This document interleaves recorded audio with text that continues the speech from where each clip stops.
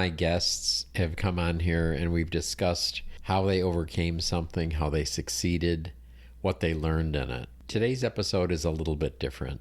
My guest today discusses basically a lot of his failures and how he's still struggling to figure things out and make his life work the way he really wants it to work. There are multiple suicide attempts, broken promises, failures to other people, and failing himself. And yet, he's still here and he's sharing his story, hoping that we'll all learn something from it. As you listen to Adam tell his story, I'm sure you'll be there with me saying, how could you do that? Why did you say that? Didn't you learn anything from the last time you did that? But you know, a lot of times we don't learn. We repeat our patterns. Sometimes we have addictions, and sometimes we just self-sabotage time after time.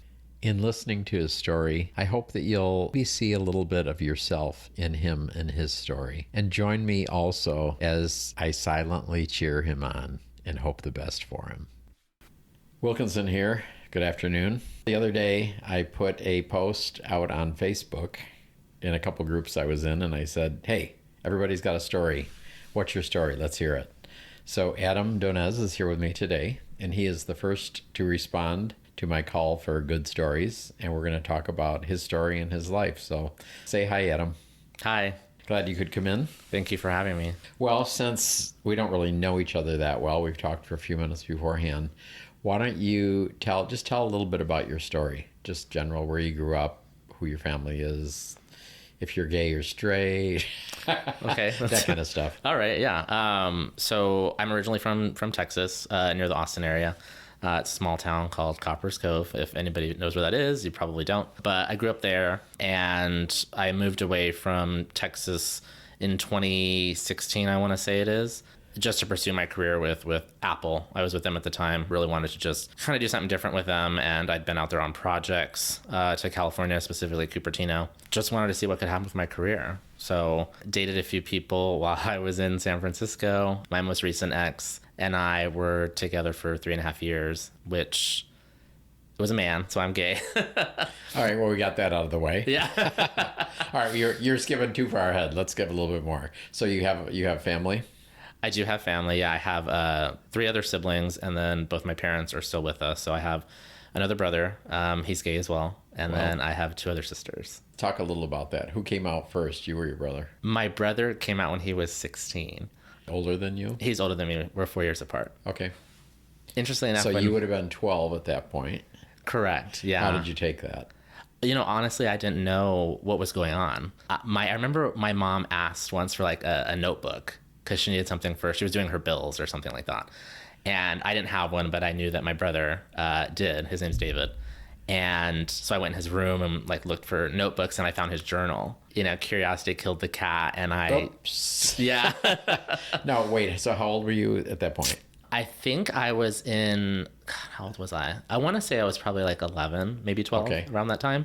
So you grabbed his journal. Well, and I didn't know it was his journal. It was just like a green notebook. And I was flipping through like the other ones to make sure they didn't have anything in it so my mom could use it. And, you know, nosy siblings, and I started to read it, and I took it to my mom and I said, David's gay.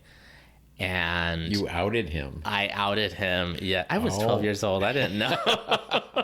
But bad Adam. I know. But when I told my mom, it almost seemed like she knew. I told her, you know, David's gay, and I started to cry, but I didn't really know what that meant. You know, did she take the journal, or did you just say, I saw this in a journal? And I don't remember if she took it, because I think I had it in my hand, and then I told her and I set it down on the coffee table.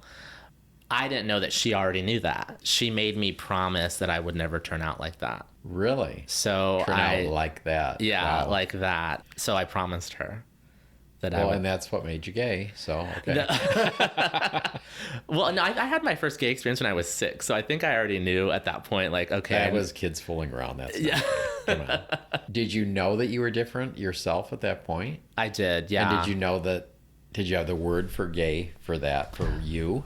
No, I don't think I knew what that meant. I think when I got a little bit older, after finding out my brother was gay, that I labeled myself as bi, but I had no attraction to women whatsoever. Right. I mean, I had girlfriends, but when you're that age, like younger, you have girlfriends and you don't really do anything besides maybe hold hands and maybe a kiss here and there. Right. I promised her that. I had to keep that secret for a long time. So let's flip forward to, did you come out to her eventually? I did. We were in an argument. I had moved to San Antonio and I was living with my first boyfriend. And her and my father had done a surprise visit of my apartment that I lived in. And, you know, I was 18. I didn't really have a lot of furniture and whatnot. You know, I was still trying to figure it out with how my living situation would be, and my ex at the time. And she found out that I was living with him, and she confronted me about that and said, you know, I don't understand why, you know, you're kind of living in that situation and why you can't tell us things that are happening. I yelled at her and I said, because I'm gay. Well, didn't she realize you were gay when you were living with the guy? I think she might have known, but maybe she didn't want to say it. Yeah. And so Okay. I had to say it to her, and she started to cry, and I felt really bad. I didn't want to say it like that to her, and everybody else knew. I had come out to everybody else essentially except for my mom. Others in your family you had? Yeah, like my sister knew, my brother knew, my father knew. Your father knew? My father knew, yeah. Did he say don't tell your mother? No, I figured he would have told my mom, but No, he didn't. No, he didn't, and so that made it harder. But it was hard to tell her that because when David came out, they David tried is to your fix brother? him. Yes, correct. Okay. David's my brother, and they tried to fix him and put him in like therapy. Reparative therapy? Did they Correct. really? Yeah. When that happened, I was thrown into like catechism classes, and I was baptized, and just all these things about religion that kind of came up that we had never really been involved in until my brother came out. So it was just this whole new world of, you know, why is this happening? And then when I finally realized that, everything just kind of made sense with my parents' behavior, and then my brother, and when they would disappear for part of the day. So it all became clear, and I didn't want to. Well, you lost me. So they would go to sessions or something like Correct. that? Okay. Did they take him to that? Correct. And they weren't in it together, were they? Or were I don't know. That I don't know. I never really inquired about that with my brother, but I know that they took him to sessions to heal him, or however you want to put it. Did it work? No. Okay. No, not at all. It doesn't. Oh, yeah, no, I didn't think it would, but yeah, so it just... So the Catholic thing is not a big thing for you now? Not a part? No, I believe in a higher power. I just don't know what specifically that is. Catholicism is not something I practice whatsoever. Are your parents still religious? My mom and dad still pray, you know, and they say that whenever we're going through something that they'll pray for us. They don't go to church or anything like that, but I think they definitely still believe in, you know, just God and kind of just all that goes along with that. But I don't really necessarily believe in specifically God. I just think that somebody up there is I guess watching and maybe playing fate of cards to us, and like, this is how your life's going to be, or, you know, I don't really know what that looks like. So you were with that first guy. Mm-hmm. And then, so now you can tell a little of your story on that. So then what happened? You mean my first boyfriend, or? Yeah, with your boyfriends and all. Oh, okay. Yeah. So my first boyfriend, his name was George. I was 18 at the time when I met him. It was on gay.com, which, you know, obviously that's not around anymore. Everybody uses Grindr and Scruff and whatnot. But when I met him, I thought that was going to be the end all be all. You know, me being naive of, this is the person I'm going to be with for the rest of my life. I'm going to have my white picket fence and have like my fairy tale ending. You know, now I'm looking as an adult, that was all just, that was never going to happen. He cheated on me like for the whole time we were together, basically. I didn't think about that until after we broke up, because he would always call me and check to see where I was. I mean, I was in school full time and I worked 3 jobs, and wow. he didn't work. And I had to drive him everywhere, and I would pay for a lot of things. So you supported him? Basically, yeah. He eventually got a job, but I would still have to drive him to his job. And, you know, I bought him a phone. Was he your age? Yeah. I think we were maybe just like a few months apart, but he was the same age. I mean, he was my first gay relationship. You know, I didn't really know how a relationship was supposed to go or what the rules were and whatnot. So at that point, at 18, you didn't have the monogamous or open relationship, all that talk. You didn't really talk about that. No, I didn't. We were So you thought you were monogamous, and he thought you were open. I don't even think he thought we were open. He was doing stuff behind my back. Right. Yeah, he exposed me to a lot of the gay world, like the clubs. Like, I had never really done any of that prior to meeting him, I was introduced to drag queens. I was told when you slept with somebody that it was gay etiquette, and you didn't really talk about that to anybody. It was just kind of your own personal secret. Overall, just that relationship was really toxic for me, and it really like damaged me because I thought I was going to have a fairy tale ending with one person that I was going to date, and that was going to be the end all be all. We eventually split. It started to become really toxic where it started to get physical on both of our ends. I had never hit anybody or anything like that, but there was a day where he snapped my phone in half and I just lost it. I didn't like the person that I was becoming with him. So we parted ways. It wasn't worth it at that time to pursue anymore. So then you were single for a while? So then I was single for a while, probably about maybe 2 years. And then I met my other ex. His name was Carlos. I met Carlos at a bar. This is when I used to drink a lot. Are you sober now or just cutting down? I'm a very social drinker, but that's maybe like 1 or 2 drinks, and they're girly drinks. It's Malibu and pineapple. Like I don't drink anything that's hard liquor, right. So, but back then I did. I used to drink a lot. I would get wasted and work the next day and still be, drunk and make it work. A long story short with Carlos, like we dated for 5.5 years. He was emotionally abusive to me. I was very body positive prior to meeting him, but he would always ridicule like my thighs or my abdomen or, just kind of my body overall. And I used to be a dancer. Like I have a little bit of a background in ballet. So I felt like, really good about myself, but he always put me down. He was actually an alcoholic. He drank all the time when we get drunk and do things in front of our friends that were just very hurtful to me, but I couldn't say anything at the time. And then but you stuck it out for 5.5 years. I stuck it out, yeah. And I was diagnosed with my HIV when I was with him, actually, because somebody had showed me affection when I was traveling for work, and I didn't plan to sleep with anybody, but I did. And then I contracted my HIV, and when I told him, he left. He had cheated on me twice before and never told me. My friends told me. So the one time I had an indiscretion, I got the biggest change in my life. And then, when I told him, he disappeared. Wow. Back to single again. But after Carlos, I got really depressed and I actually overdosed. Was that intentional or? Yes. Dealing with the whole life change of my status and losing somebody I thought that, I really loved. At that time, did you know he was abusive? When you were in it? As it progressed, yeah. I started to put 2 and 2 together, but I loved him. I didn't want to leave him. He meant everything to me. But when, things changed with my status, it wasn't that the case for him. So when you found out you were HIV positive and he left to when you overdosed, what time frame are we talking? I probably overdosed, I want to say maybe 7-8 months after we had split. So it's just sort of built up then? Yeah, because I had tried to get him back. Okay. I tried to do everything I could and was told he started dating somebody 6 months after we split. And that hurt. So I think that kind of led up to it as well. So you overdosed. Did you plan on taking your life or was it a cry for help? No, I planned. I didn't want to deal with anything anymore. I didn't want to deal with the life change. I didn't want to deal with the loss of him. It was all just kind of too much for me at the time. And I felt like that was kind of the way out for me. So it obviously you didn't succeed in that. What happened?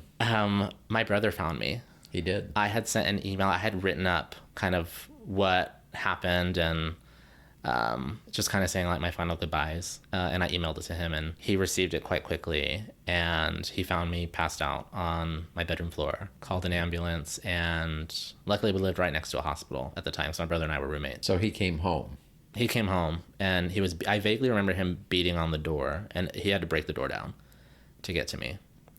Wow. So now is this the gay brother or a different one? No, my gay brother. Okay. Yeah, because there's just, him and then my 2 sisters. Okay, gotcha. So yeah, he broke the door down. I ended up in the hospital. He called my parents because I remember when I woke up, my parents were standing above me. I was sad and I was angry because I was still alive. Because you woke up.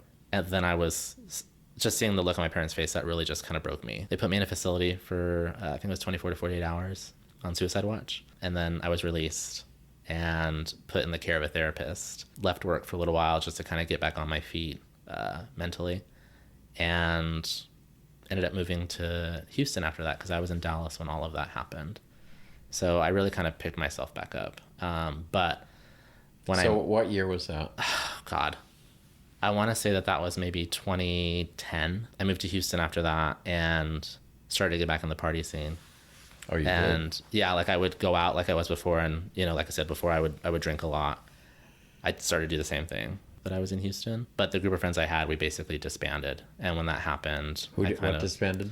The group of friends that I had made. So we kind of just broke up at that point, essentially, and we didn't really have anything in common. So made new friends, stopped drinking, and just kind of was still kind of self-healing at that point. Well, we're glad you're here. Yeah, it's still a challenge, and we'll get into this a little later, I'm sure, but it's still definitely a challenge mentally to kind of still take all of that in. So what happened next? I lived in Houston, and then that's kind of where I started to jump ahead, is moving to, California. But I was single for 12 years before I moved to California. And then I met my ex, Tim, while I was in California on projects with my previous company. Tim just came out of nowhere. I wasn't looking for anything. It was supposed to just be a one-night stand. And he was quite fond of me after we met, and we just started to hang out and started to do like the couple thing, without actually being a couple. So you did it but didn't name it. Correct. Yeah. Okay. We did that I was there for 6 months in California. This was prior to my move, and then I went back to Texas, and we still talked. I would visit him, he would visit me, and that was probably in the span of maybe 8 months, I want to say. And then eventually I moved fully to California, and I lived with Tim when I first got there in Hayes Valley in San Francisco. So that was definitely a change from being single for 12 years and then being in a relationship with somebody that I just felt completely safe with. I hadn't felt that in a long time, and with Tim, I just felt very safe with him. Like I could be completely Adam. And how long were you with him? I was with Tim for a year and a half, 2 years. And that was in what town? That was in San Francisco. Okay.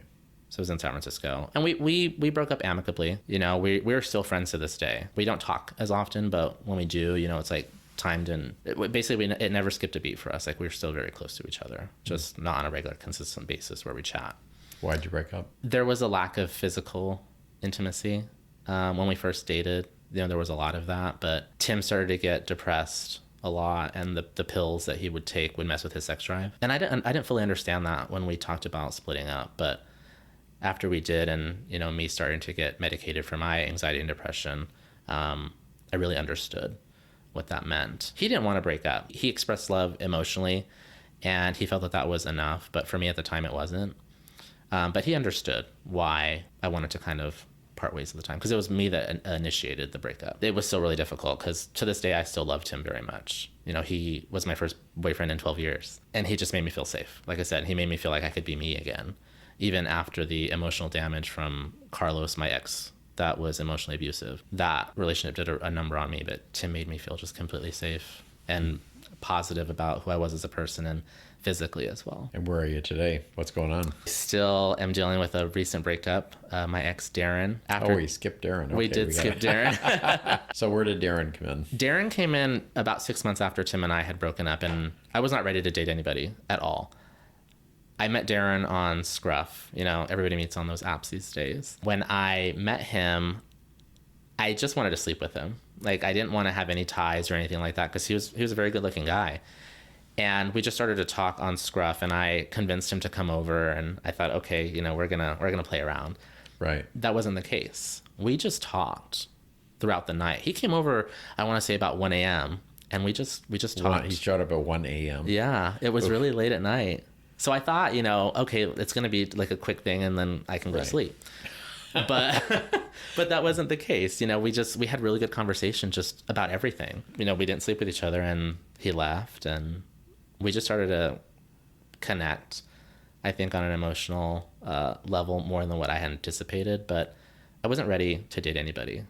I was still kind of grieving over the loss of Tim.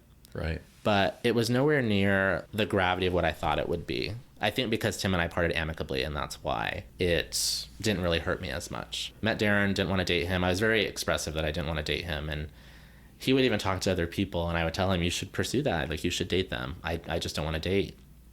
But he would not go away. It was kind of like a fly on the wall. Like, he just would park himself there and then come and fly around and whatnot. So eventually I decided to give it a shot. But my rule was I wasn't done with sleeping with other people. I didn't want to be monogamous. So I positioned to him us having an open relationship. I felt like it was wrong at the moment, but I knew that I just wasn't ready to completely settle down with somebody. And he agreed.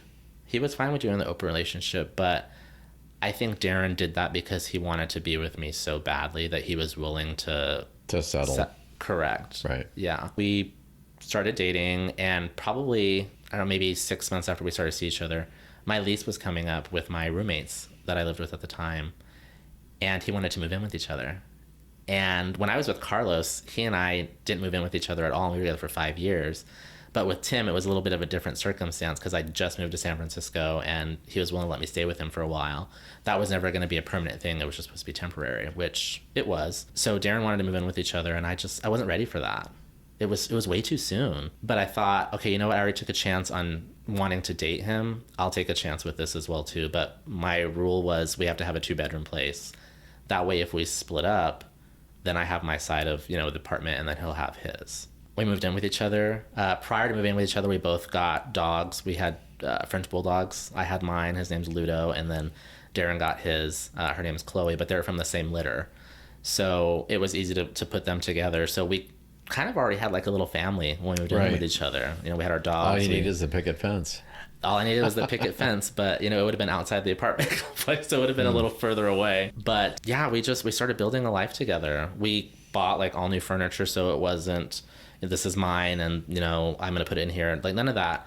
We really wanted to make it our space, not just one person's space. We had our open relationship, like I said. So it wasn't just open on your side. Correct. It was open on both of our sides. But I would sleep with one particular person. His name was Paulo, Brazilian guy, a really good looking guy. And so I'm gonna stop Sure. here. So when you said you were doing an open relationship, did you have rules what that meant or not? Did you say you each interpreted it whatever way you wanted? I think we both interpreted it the way we wanted. We didn't really set rules until like as things progressed. And then you realized you had a problem. We had to realize like we had, well, Darren didn't have a problem. I had a problem. Because as an example, typically if you have an open relationship, I've talked to a lot of guys that have that, and it's like you can't keep dating the same guy. It's going to cause a problem at some point. Correct. Yeah. But you didn't have any rules like that. Rules started to come into play later. When we started to live in that apartment that we got together, there was a time where it was really late at night and Paulo messaged me and he wanted to play, but it was really late and Darren and I were already in bed. And so I made up this excuse of, I can't sleep, I need to go for a walk. And Paulo was actually coming over. So I got up and I walked around the complex, and when I make it to the front of the complex, Darren is standing outside. He apparently went to my iPad and saw our messages, and when he was outside, he told me, you need to tell him to leave, and then he walked away. And so I went and told Paulo he needed to leave, and I went back up to the apartment, and I apologized profusely to Darren, and he didn't really want to talk about it at the time, so we just went to sleep. Kind of left it at that. We really didn't discuss it after that. He was really hurt, but I think just me apologizing might have been enough, or maybe he just didn't want to talk about it. The thing with Darren is he compartmentalizes a lot of things though too. So eventually this came up again later on, but at that moment in time, it was kind of just, it happened. There was an apology. Then what? I mean, I still hooked up with people, but I wouldn't break at night and go and play with somebody, because after that happened, we did have a conversation about rules. And one of them was we wouldn't play after 10. And then we wouldn't discuss who we were playing with. If like he came home and said, oh, I'm going to go out for the evening, it's like, okay, well, have fun. And the same for me. We just would never mention like, oh, I slept with so-and-so. But you're going to be home by 10 o'clock. But you're going to be home by 10 o'clock, yeah. And if it's after 10 and somebody messages you, you can't go because it's after 10. We left it at that. That seemed to work. At the time, I wanted to, well, actually a little bit after that, I wanted to move to Texas to be close to my family. And this is when the pandemic like started to happen. I brought it up to him and he was okay with going to Texas, which surprised me because I didn't think that he would want to go. Prior to us moving to Texas, I actually was retaliated against at work, where previously I had provided some feedback, and it was brought up that when I wanted to transfer, I was not allowed to because of this conversation that happened where I provided feedback. So that really kind of took a toll on me. It made me question like my work ethic and if I was a good employee, if I could still do my job. But it started to filter into my relationship with Darren as well. And I started getting really bad panic attacks when I was at work. So you did not go to Texas? Not right then and there, Okay. because I had interviewed for a position, but I was not given the opportunity to take Okay. it because I didn't make it past like one of the interview rounds. But my boss in Texas told me the reason why. Her and I were really good friends, and so she didn't want to keep anything from me. When that happened, I started to see my psychiatrist and was put on Prozac. And at that time, Darren and I were trying to work on our physical relationship. And we would try to have sex after I started taking my Prozac, and so I started taking Cialis. It made me question like if I was good enough for Darren. I always felt like I wasn't. And forgive me if I'm bouncing around, but Darren, at one point, he was an escort prior to us meeting. And so I always felt like that maybe sexually I wasn't pleasing him, just because, you know, when you're an escort, at least from the experiences I've had with talking to people who were, they would do, you know, whatever their client wanted to do. And he has more experience. Exactly. Yeah. Okay. So I always felt like I wasn't good enough physically for Darren. But when my And that was in your head, not anything he said. That was right? in my head, yeah. Darren always expressed to me, like, it's not you, like, I love you. Even if we just laid here naked, I would be happy. But for me, I really got in my head about it. So even with that and not being able to perform, I felt like I wasn't good for him. And I could still hook up with other people and be intimate with them, but I wasn't giving Darren that piece of me. Wow. That was challenging. And I knew he wanted that, but for some reason, I just couldn't perform when I was with him, because of the insecurities that I had. There was another time when I did start to meet up with somebody else pretty regularly, and it was actually Darren's old coworker's partner. I never told Darren because we had our rule of we weren't going to discuss it. Right. But when I started to hook up with Dominic is his name, there was dialogue that made it seem like I would leave Darren, but that was never going to be the case. Dominic was really unhappy in his relationship, and I would make the comment of, you know, if you were single, I would date you. Just kind of things like that to kind of help build him up. I'm very much a people pleaser, where if somebody, you know, is feeling down or wants something, then I'll go ahead and do what I can to make them feel happy. And I think that was the case with Paolo as well, too. There was dialogue with Dominic, and, you know, again, Darren didn't know about it. Darren didn't find out about that until we moved to Texas, because I was finally able to secure a position. And we both uprooted our life and went to Texas. When we were there before the holidays, he went through my phone and found messages and confronted me about it. And I told him the same thing of, you know, there was no intent to leave Darren. It was more so just to kind of make Dominic feel better about himself and his relationship. And Darren he was really hurt by it. It was kind of a flashback to what happened with Paolo, where I snuck out of the apartment and was going to meet with him. It was basically the same thing. But we talked through it, and, you know, I told Darren that I wanted to be with him. It was just he and I at the end of the day. And that's something I always told Darren when I would go sleep with somebody, or if he had reservations, that it was he and I at the end of the day, and it was our home and our family that I cared about. This was just a physical, you know, activity with somebody. There was no emotions involved. And even with Dominic, even though it seemed like that was the case, it wasn't in reality. While we're in Texas, probably about 2 months after, Darren has to move back to San Francisco because of his job. So at this time, like, he had already forgiven me with Dominic. So that's basically like 2 strikes, essentially, I guess, if you want to count them. Right.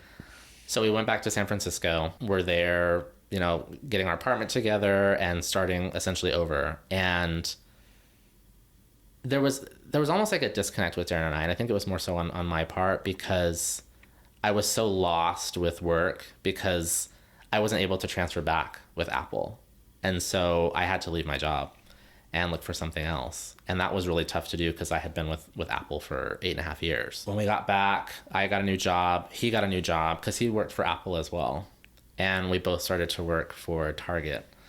And we went through training together and all that. But I wasn't happy. I wasn't happy with my job. I wasn't happy completely with being back in San Francisco, because I felt ripped away from my family. And that was the main reason why I wanted to move to Texas. Right. To be close to my parents, because they were getting older and the pandemic was happening.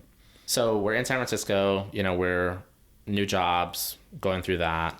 We still have our open relationship. There would be conversations I would have with people like on Grindr and Scruff. And I later found out that those were Darren. He basically like kind of set a trap. So he was catfishing you. He was catfishing me. Yeah, exactly. Wow. And I didn't realize that. So he clearly was not trusting you at that point. He was not trusting me. No, not at all. Which, you know, I understand, but I don't think that was really the way to go about it, was trying to catfish me. I think there could have been a little bit more dialogue. It wasn't registering in my brain that Darren loved me and he wanted to be with me, and this was our end all be all, was he and I. I really think that my relationship with Carlos, my ex that was emotionally abusive, really played a large part in this relationship, because with Carlos, and him ridiculing me, it made me feel like I wasn't good enough for Darren. And then when I wasn't able to perform sexually with Darren, that just was more fuel to the fire. Back to, the catfishing. He told me that, and I was really upset. Did he catch you doing something that was inappropriate, or? No, I don't think so. I think it was just the fact that I was on the app and trying to hook up with people. I think maybe he was looking to see what the dialogue would look like, but I don't recall it ever being something where, again, I'm going to leave, Darren and do this. I think maybe the dialogue is what bothered him, because I would say things to other people that I didn't necessarily say to Darren. I won't go into it because it'll be a little too explicit. Okay. But thank you. Yeah, no problem. So he did that. He told me, and I got really upset, but we moved on from that. Do you catch a pattern here? We don't really talk about a whole lot. Right. There might be a little bit of dialogue here and there, but then it's we kind of move past it. The compartmentalization, again, kind of on Darren's end. And that's not to say it's his fault. I don't feel like a lot of any of this really is his fault, but he had asked me if we could close our relationship, at least for a month, so we could reconnect. And he left it in my hands if that's, something I wanted to do. So I told him, okay, let's close it off. And I broke that rule twice. I don't want to make any excuses. I don't necessarily know why I did. I don't know. I'm a sexual person, and I wanted to sleep with somebody, and I still felt very not worthy enough to do that with Darren. I guess it kind of goes back to me not being ready to be with somebody. Darren had kind of really had it at that point. He was just in a lot of pain and hurting, and I think lost himself in our relationship. And it wasn't until he said he wanted to break up that it hit me that I had something really good. Actually, it was right before he wanted to break up, but it was too late. At that point, it's my life just fell apart completely. So you broke up then at that point, or what? He called it off. And so one of you moved out, or what? I started to get really depressed. And I didn't mention this earlier, but when I first moved away from home when I was 18, I used to be a cutter, and therapy helped me get out of that. But when this happened... You were a what? A cutter. A cutter. Okay, gotcha. And when this happened with Darren, I started to kind of pick that back up, because I felt like the world just exploded, and I didn't know what to do. So for those that don't know what that is, who might be listening, so you cut yourself trying to punish yourself, right? Exactly. Okay. Yeah. Not to the point of, slitting my wrist or anything like that, but just to focus the pain somewhere else. So he thought it would be best for me to go back to Texas and be with my family. Because when I would try to pack something, I would just break down and cry. I couldn't do it. I went to Texas. He packed our whole apartment up. We were still talking at the time, obviously, because, he had to pack stuff and we had to coordinate all of that. But he really did all of that. The thing about Darren is he was somebody who put himself second, at least with me, and wanted to make me completely happy and give me everything that I wanted. But I didn't do that in return. And so I went to Texas, stayed with my family, and he and I would talk every day still. As that time went on, I don't know exactly what changed, but he decided to block me from everything. I didn't know that was going to happen. He had sent me an email, actually. And we emailed each other back and forth prior to the block, and I would send him poems every day just about how I felt, which I had never done that with him before. So it was almost like I was trying to catch up. But he had sent me an email saying that he was going to basically let me go. I don't think specifically block was in the terminology. I eventually I needed to disappear. It was just so much happening at once. And so I went to Virginia with a friend, stayed with him for a month, and was really just trying to heal from the loss of Darren. So I was there for a month. It was rough. I had really bad panic attacks when I was there. My friend Justin had to kind of hold me to make sure I wasn't gonna do anything or break down even more. So it was therapeutic, but it was still very difficult because my life was very different now. And I still had to go back to Texas at some point in time. I eventually decided to move to Palm Springs. And I had only been here one time before I moved here. So I didn't know anybody. I knew nothing of the layout of this city, but I needed a fresh start. So I relocated here, and every day is still a struggle for me with Darren. And when I was in Texas, I'm sorry, I totally skipped over this, but my friends actually abandoned me. After our breakup, all of my friends disappeared. And these are people I knew before Darren and I started dating. Right. And so I felt very alone at that time. because they weren't there to help me through it. And I had another run in with suicide, and I actually tried to hang myself in my brother's backyard when he was traveling. And so he looked at his cameras because it detected movement, and he saw me with a sheet around my neck on a ladder. Your brother is your guardian angel. I don't know if you know this. He tells me that I am my brother's keeper. He always says that, which it's true. He was talking to me on the camera, please don't do this. And I could barely hear him because I had headphones in, so I couldn't hear the world, just focus on music that I was listening to that I really enjoyed. And his friends called the ambulance and they came and picked me up. And, you know, I wasn't even locked down for 24 hours because I was fine. I knew how that whole thing worked. So I guess I know how to play the game of I'm fine, everything's good. It's almost like a mask that you put on and pretend like everything's okay. And I've done that for quite a bit of my life and pretending that everything's okay. That was like my third run-in suicidal attempts. So where are you today with all that? It's still a struggle. There's definitely still suicidal ideation, and I go to therapy every week. I'm medicated, which is good and bad. You know, I think there could be a little more of a holistic approach, but the medications do what they can. Right. It's still very much in my brain of kind of just cutting things short and not dealing with it, because every single day I wake up and I think about Darren and what he's doing. And when I was blocked, I would text him. It was my way of coping, like that I could still talk to him even though I couldn't. So every day though is a struggle. Every day I still wake up with those suicidal ideations and try to push through the day. And again, every day I think about him and I miss him so much. And I wish I could have another opportunity to change it and to make it be the relationship that he wanted and that I knew that I wanted, but I just didn't realize it at the time. I feel like Darren was my end game. He was my fairy tale story. That's how it was supposed to go. And I screwed it up with my poor decisions and not being 100% truthful. And what is your hope in telling the story? I think just if somebody else is kind of going through the same thing, that they can relate to it, but I think more so just don't take anything for granted. Like really, if you're going to make a decision and you're uneasy about it, like think of everything that you're going to lose if you make a decision, because at the end of the day, it's not worth it. Like take into account the people that love you and care about you, because at the end of the day, that's what's going to matter. And I didn't do that.